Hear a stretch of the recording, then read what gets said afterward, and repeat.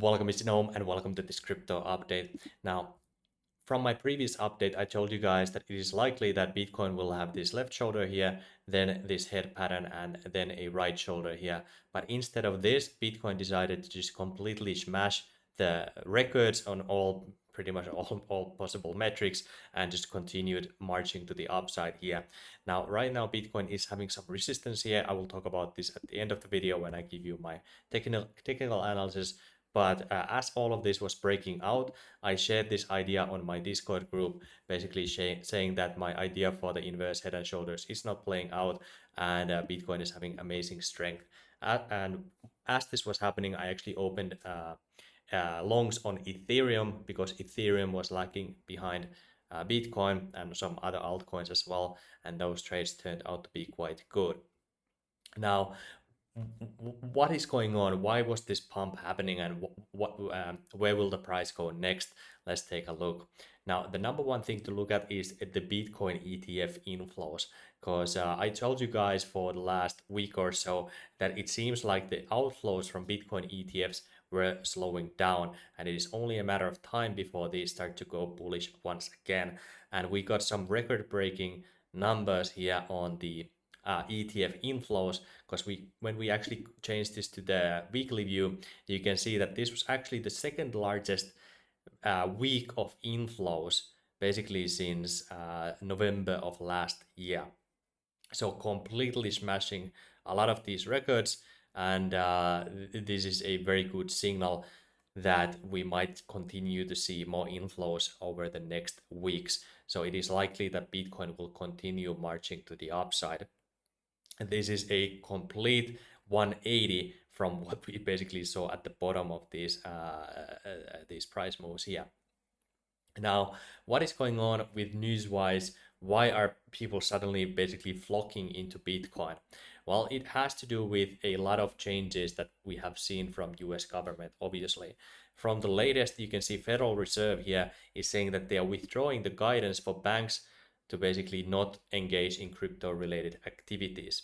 And this is massive, because this is again giving the go-ahead for banks to initiate their crypto trading offerings.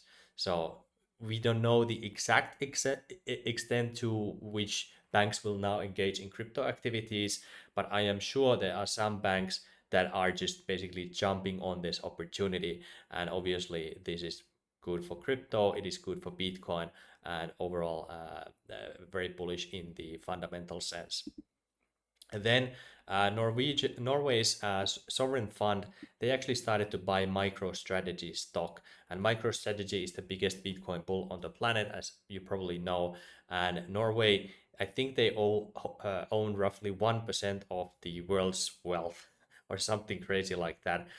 When they discovered oil in Norway, they decided to open up this sovereign fund, and it is basically owned by the citizens of Norway. But the plan basically was that it is a retirement fund, and it turned out much better than anybody basically could have ever hoped for. And now they are just massive, and they are basically buying Bitcoin through MicroStrategy right now. Again, just meaning that there will be more inflows into Bitcoin. And again, basically cementing the strategy that MicroStrategy is doing, which is obviously creating a bubble in Bitcoin, but I don't think we mind that. Then Panama City, they have now signed a deal with local banks to basically be able to process payments in Bitcoin. I don't think this is a massive news, but it is showing that Bitcoin adoption is growing. So very cool to see.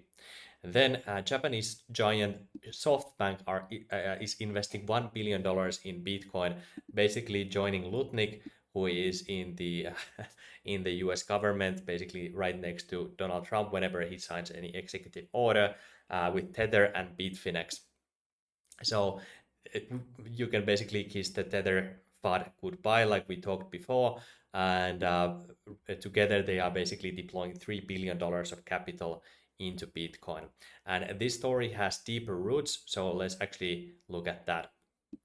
So Jack Mollers, who is the founder of a company called Strike, he will basically now lead the lead the Bitcoin backed lending offering, and that will be launched within days, says the CEO Jack Mollers.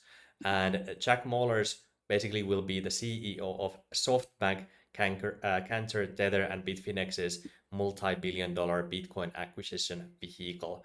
So Jack Mollers is making huge moves here as the CEO of Strike, which basically enables Bitcoin payments a little bit faster than normally with cheaper fees. But as you can see, just from the Strike numbers itself, they actually expect to generate 8 to 9 figures. So pretty much like a $100 million worth of profits in 2025 with just 75 full-time employees. And whenever they make profit, what they do is they basically convert all of the profit back into Bitcoin. So Strike is another company which is a massive Bitcoin bull, and apparently they will, or at least the idea is that they would never sell their Bitcoin. Now, Jack Mollers will be spearheading this uh, Bitcoin backed lending protocol, again, uh, increasing the demand for Bitcoin, obviously. So all of this is just massively bullish news, and these deals have been happening on the background. We have obviously not heard about this, but you can bet that the insiders have been buying Bitcoin throughout basically all of this time. Now, again, another thing that is going on the side is that the SEC's crypto task force has met with Ondo Finance. And what they are now discussing and developing is that they would create wrapped tokenized versions of publicly traded US securities. And this would be absolutely massive because if US stocks would enter the blockchain, you can imagine how valuable blockchain technology could suddenly become. The amount of inflows flowing into financial assets if basically a lot of the red tape is taken out and anybody who sets up their wallet can basically access uh, the stock market of the United States from wherever they are, no matter the country. That will be obviously very, very good for for creating an asset bubble. But Ondo Finance, this is one of those projects that I have talked about in the previous updates, basically saying that Ondo Finance, Sui, Chainlink, these are the assets that are creating this new flow of money going into a blockchain. So Ondo Finance, obviously, the price has done pretty well here so far, and I do expect that the price will continue to go up with Ondo Finance. It basically just came out of this uh, basically bearish trend, basically the same as Chainlink and Sui as well. And Sui, I think they already doubled in price from the lows, almost same as Ondo. Chainlink is only up roughly 45% from the lows, but all in all, pretty good gains so far on all of these three assets. Is there some other news that I want to talk about? Well, I guess we have to talk about this as well. So the trade war, the tariff war, it is now entering a phase where it will become a gold war and a Bitcoin war as well. So China and Russia are encouraging their own companies to basically increase Bitcoin mining as well. So this is going to be one of these strategic assets.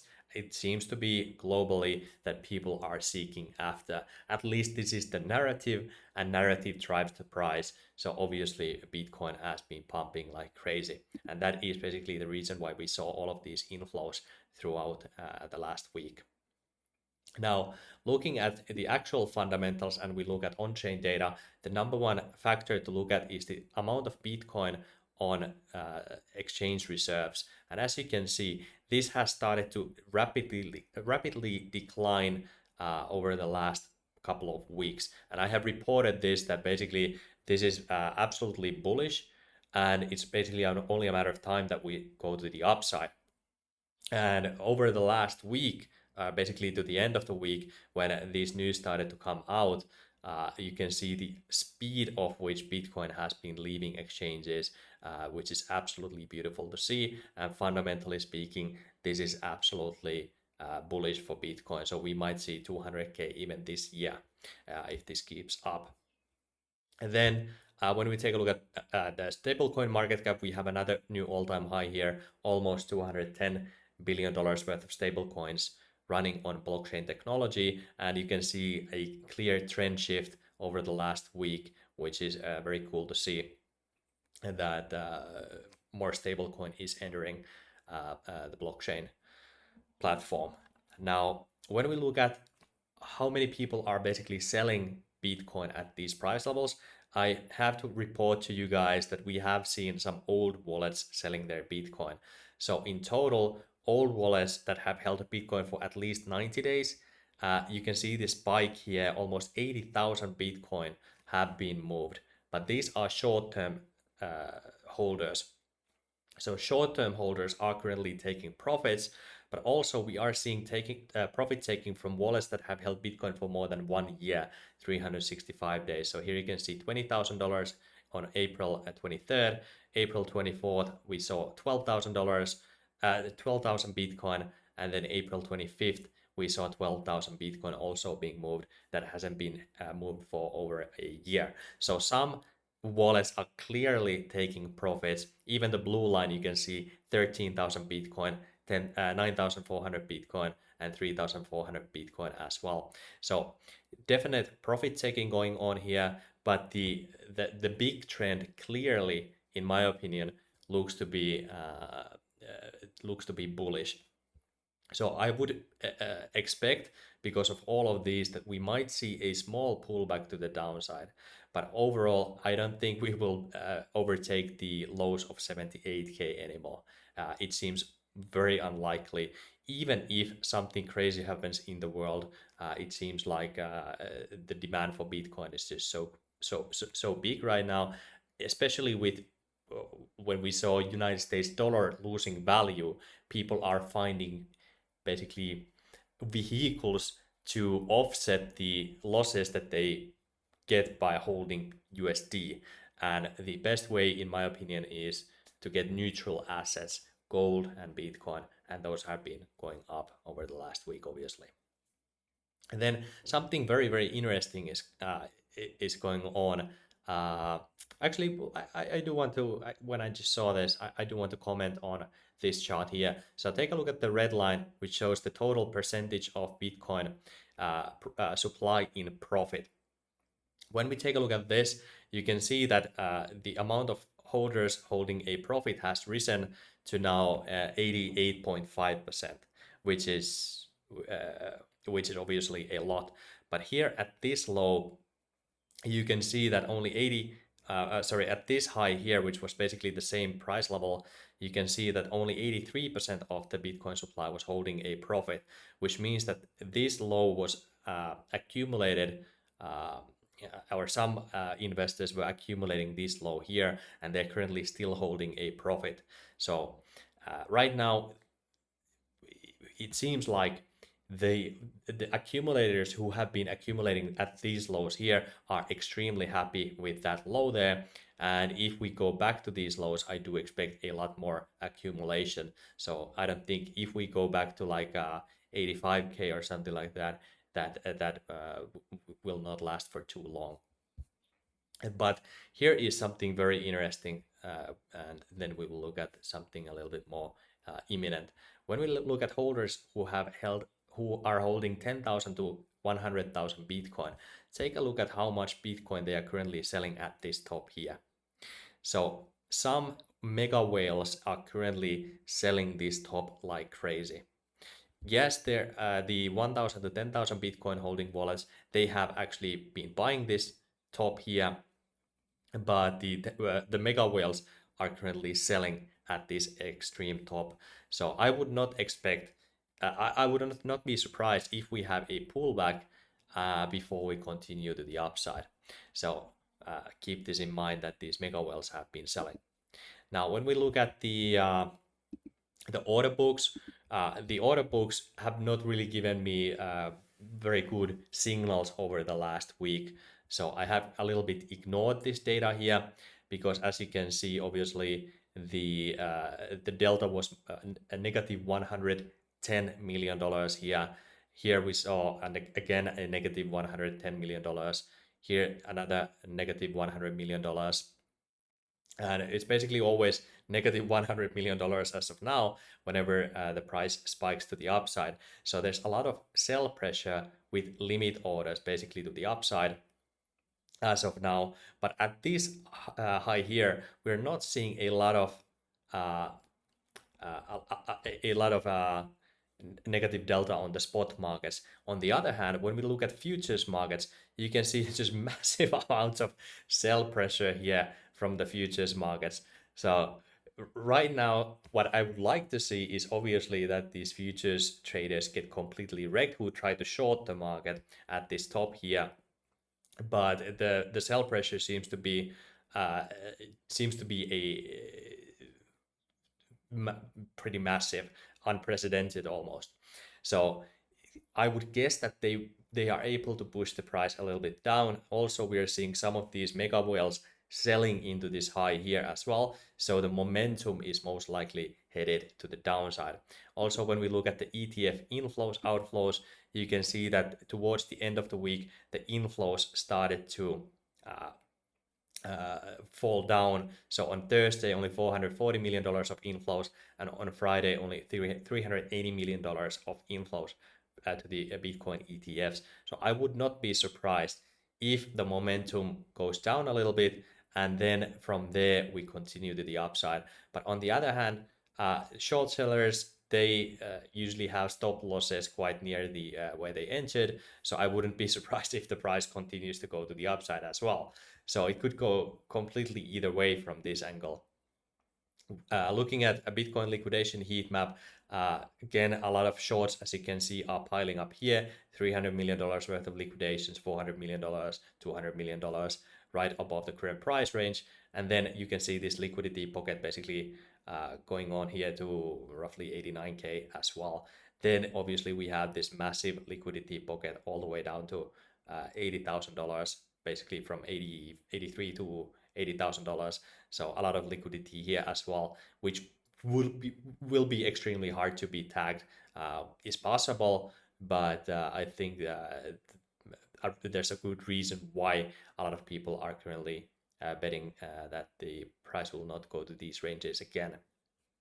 So now, when we take all of this information together and we look at the price of Bitcoin, from my perspective, this is not again the best time to buy Bitcoin. And sorry, by the way, my internet is currently lagging, so I'm using my phone's internet. Something is going on in my home, but let's look at the price of Bitcoin. Let's go to the 1 hour chart here. So like I showed you that we have this bearish divergence here with RSI, a lower low on RSI, while we had a higher low here on the price, signaling that the momentum is shifting to the downside. So I would not be surprised if we go and retest this breakout level roughly at $90,000. It would make a lot of sense looking at uh, the slowing momentum and some people wanting to take profits out of Bitcoin. And also, I think a lot of or some investors are moving profits from Bitcoin into altcoins as well. So all in all, that is basically my current expectation. Let me take a look at the so here this liquidity pocket here basically all the way to $89,500. So I think this will be tagged. Now there is some potential that maybe we do like this and we go to like 86K, tag this trend line once again, this long-term trend line that Bitcoin is basically bullish on top of. But all in all, I do expect a bounce at least from the previous resistance line. That would basically be my expectation. This is the long-term bullish trend line that we've been tracking for a long time.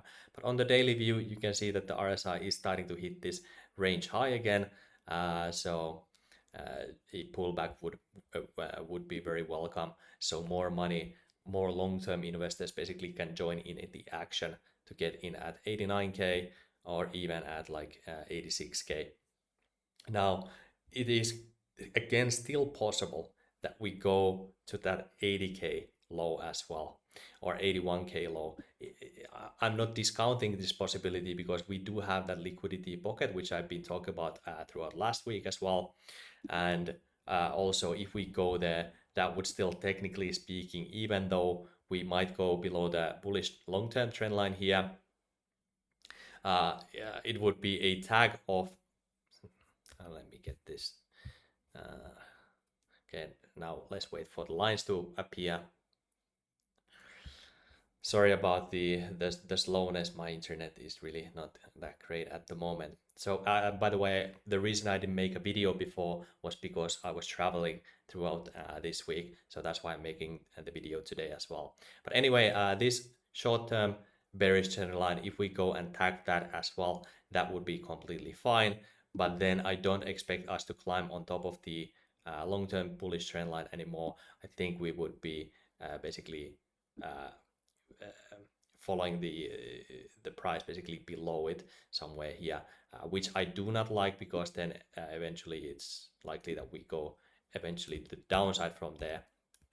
But I'm not discounting that possibility. But right now things look bullish, but in the short term a pullback would be a very welcome sight. Now, if you want to trade these markets, if you want to short, if you want to long, one of the best exchanges that I have found is called femex.com. And here you can start trading without doing any KYC. But if you do KYC, then you are eligible for $4,800 in welcome rewards if you use my referral code. And one of the main reasons to use Femex is the very, very low fees that it offers. Only 0.01% on market buy and market sell orders when you trade on the leverage markets. And obviously on Femex you can open up your trading bots, you can do copy trading, you can do a lot of different things. And if you are simply wanting to learn how to trade these markets, you can open up a demo account worth of $5,000 completely free to start learning about trading and chase those opportunities. So right now I would rather short the market than long at the moment, but at 89k I would be longing. So that's the video today. Now I hope you like this one. Consider subscribing to the channel, make a comment down below. I will see you on the next one. Thanks and bye bye.